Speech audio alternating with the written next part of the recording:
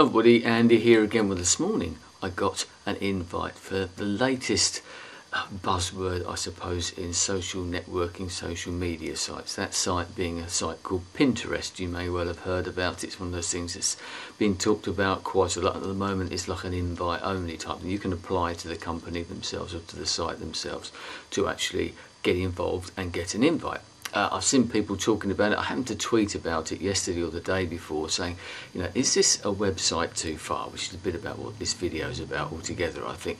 Is it another one of those ones that you know, I really want to get involved with? You know, I've been involved and I've got a whole list of them. I'm going to go through some of these in a minute because it sort of made me think about this a little bit. And I went through a book with passwords and all these type of things, and it frightens you to realise how many sites I have been involved with or I've still got accounts for a number of different reasons. I started off social networking or in the social media world, I suppose, back in 2006 when I got involved with this site, with YouTube. Yes, I dabbled, I suppose, with places like MySpace in the past. Since then, for the sort of 5.5 years or whatever it is since that particular time, I've been on so many different sites. Obviously sites have come and go. I've got a lot of interest that I tend to find sites on there, and then I get involved with them. Some I stay with, some I don't. But there's, for every particular sphere of interest, if you want to put it that way, there's always one site that's come out on top. And that's one thing that's happened, whether it be YouTube. If you think about it, there have been plenty of other sites, and I'll go through some in a minute, that have tried to get involved. And it's the same with your Facebook, it's the same with Twitter, it's the same with one of these others, any of these other sites that are still coming along now. One always emerges as the top one, and it's the one that you tend to stick with, or the majority of people tend to stick with, hence the fact that it's so popular. It's not always the best user interface, or whatever it want to call it. It's not the most user friendly, it might not be the best site, but it's the one that all of your friends are on. Maybe it's the one that's easiest to use in some ways. Now I'll go through, I've sort of categorised, and I mentioned Twitter first off, because there isn't really anything around, I don't think, at the moment that's really challenging Twitter. And to be honest, I think it's too late now, and that's one of the other points, I suppose, about these other sites that come and go. Twitter obviously saw a gap in the market, got in there, and as with so many of these other sites, the site has actually been moulded and changed a lot by the people who actually use it. Now there are sites that, like Twitter, although I've been on that since 2008, I was sort of dragged onto it, a bit like I am there with the Pinterest thing and other things that have come along. Do I really want to get involved with that? But I'll come to that in a minute. Now the video sites I've got written down here, might be, you know, have a look at your own. I don't know how long you've been around on social media yourself, but you might be frightened by what I've written down. And this isn't all the sites, by the way. This is just some of the sites. There's some that I can't even remember. Looking through my little booklet, I can't even remember what they do, and yet I've got an account with them. But YouTube is the obvious one, I suppose. That was the first one. But then other ones come along. You've got the Vloggerhead site, which came along as an alternative to YouTube when YouTube changed. It's changed a lot more since then. I've got other ones. 12 seconds, whatever happened to that? Well, it went, I know that. Blog TV, I know that's still around. Ustream, Stickam, I think that's still around as well.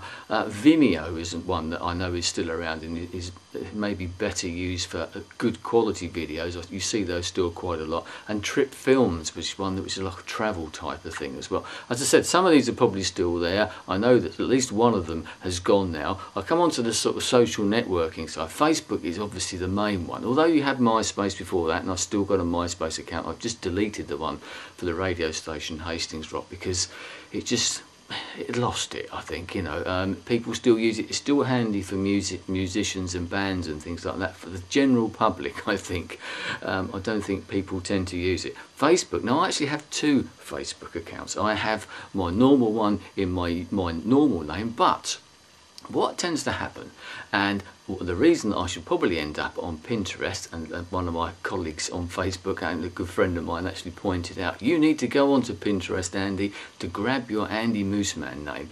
And that's one of the reasons why I've got so many accounts, because something comes up and you think, oh yeah, I know, no one's going to nick it, but you want your name. If you ever do want to go onto a particular site, you want to grab your name, and you become known by a specific name, andymooseman. Hence the fact that when I go onto Pinterest, that's probably the name that I should use. I mean, I'm a bit more open about my real name now, so that isn't so much of an issue. But I have actually got a Facebook page, actually in the Andy Mooseman name, and I've had people sort of asking for friend requests. I've never used it, or just put it up there. I think I even put a notice to say I'm not going to use this site. I'm just literally grabbing this name, as a cyber squatter, as they do. But I've got LinkedIn. I've got an account with that. Yahoo, obviously, I suppose, is a bit of a social networking type of thing. A bit like Google, I suppose, or search engine or something. But I've got, because of other things that I'm involved with. Delicious is one of those things, a forerunner of Pinterest in some ways, I suppose. Quora, now that was the big thing last year, I think. I don't know what's happened to that. I did sign up, I had a look and thought, no, I'm not so sure about that. I presume it's still going, but it's one of the ones that's probably fallen by the wayside. Maybe came in a little bit too late, whereas something like Pinterest, yeah, it's a little bit different. In fact, I was reading an article about it today. The reason that some people think it might succeed is because of the design of the site, because it's user-friendly. I've not used it a lot, but it's user-friendly, it's easy to use, and the design is pleasing to the eye and obviously appeals to a lot of people. Posterous is another one that I used to use, a bit of a blogging site, a bit of a one-stop shop where you can put things on there as well. Photography side of things. Now I tend to use Flickr all the time. I've got a pro account there because I like to put photography bits and pieces up.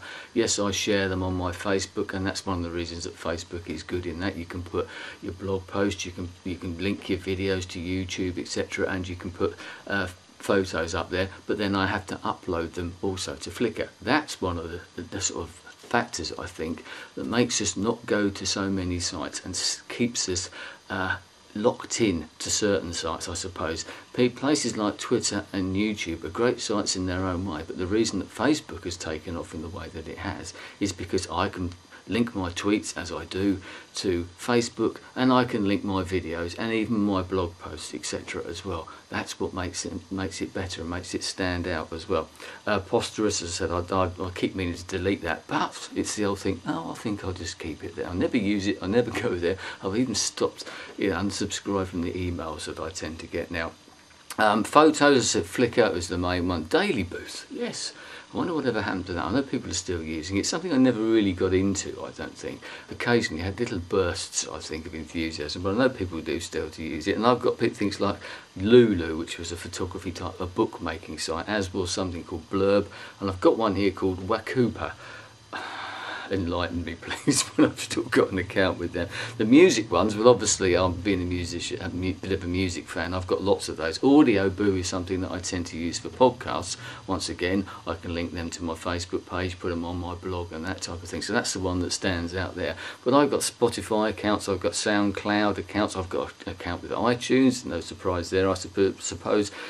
There used to be something called Blip FM. I don't know if that's still doing the rounds. Like a social network for musicians, and you could put music up there. Maybe they suffer from copyright issues. I don't know. Last FM, Audible, Radical Indie, and God knows how many others that I've got. And say this is just some of them. Then it come to the odds and sods that I've written down here. Things like Blogger, I suppose. I use that quite a lot, but then there's all these other ones, isn't there? There's the Live Journal, WordPress. I haven't got accounts with them. I tend to stick with Blogger. May not be the best one, but it's one that works for me. And once again, you're established there. You don't want to start hauling it off onto something else. What a lot of people do now, of course, is go onto their own websites, and they make their own websites and links and things onto that. Something I've thought about, but I haven't really got the technological know-how. I'd rather let someone else sort the sites out for me. I've got Skype accounts. Obviously, I've got Google, Cafe Press, Spreadshirt and Redbubble for making t-shirts, things that you start to explore and you never quite sort of get with it, you just sort of let them go, and maybe something there for a rainy day or for another day. PayPal, of course, then we come to You Send It and Dropbox for sending files for videos and God knows what else. I've got one here called Gravatar. I can't remember what that is.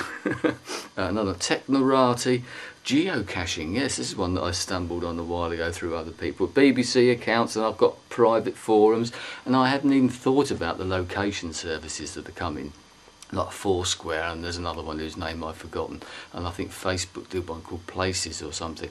something I've never got into. That doesn't interest me at all. As I said, for some of these others I had to be dragged into it, but I tend to stick with the basic ones. I tend to stick with your YouTubes, your Twitter, your Facebooks and your Blogger, and stick with them. I'm sure everybody's got their own, but I'd love to know have a look at your own list of passwords and accounts. And that's the trouble, you've got to remember all these accounts, all these passwords, and you get emails from things and you think, who the hell are they? As I said, like the Wakupa or something. I think it's something to do with photos, but I'm not really sure. I saw it, someone recommended it, or the latest big thing. Right, I better get in there and get my name. And then you end up with a big long list like that, and it could be a lot longer. So there you go. I'd say I'm into this in quite a big way, but sometimes you have to get in there. Does it become a website too far? Do we now get to that point where you have to think to yourself, do I really need another website? Is it going to do for me what I actually want? Now you think that you have got your Facebooks because you have got your YouTubes, those names that are there, and I think are going to be there forever now, whether you like the sites or not. I moan about Facebook changing things. I still haven't got the new timeline. I'm not looking forward to getting it, because having seen it, I don't really understand it. YouTube are always changing their type of things as well. Twitter is just upgraded. Thankfully, I don't mind that too much. Nobody likes change, do they? But when you go to a new website, that's a completely new thing. And it's the time, isn't it? We go on to all these new ones. We have to upload this, as I said earlier, you have to upload it to multiple sites. Is it really worth it in the end? We've only got a certain amount of time in the day, all of us. So pick your sites wisely. I've no doubt that we'll all end up on the same ones in the end. But you never know. Pinterest might be the one that changes things in its own field. I might see you there. There again, you might not see me at all. Who knows? Anyway, I'm going to leave it there and sign up, I think. I'll speak to you again soon. Goodbye.